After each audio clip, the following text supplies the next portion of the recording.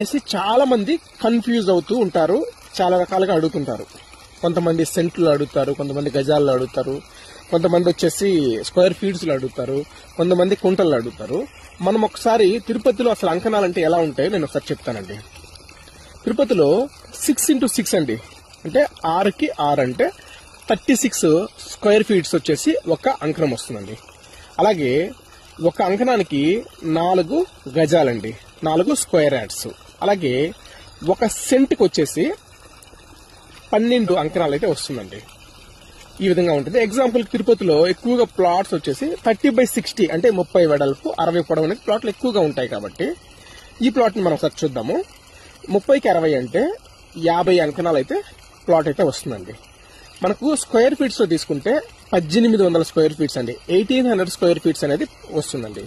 అలాగే గజాల్లో తీసుకుంటే 200 గజాలు 200 స్క్వేర్ యార్డ్స్ అయితే వస్తుందండి.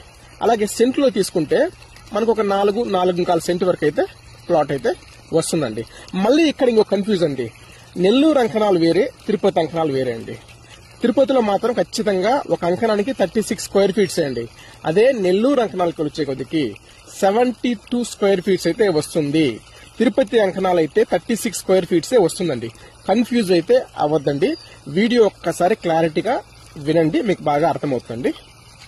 ఈ వీడియోని మీరు చూసిన తర్వాత మీ ఫ్రెండ్స్, ఫ్యామిలీ మెంబర్స్ ఎవరైతే ప్లాట్స్ తిరుపతిలో కొనాలి అనుకునే వాళ్ళకి కుదిరితే ఒక షేర్ అయితే చేయండి.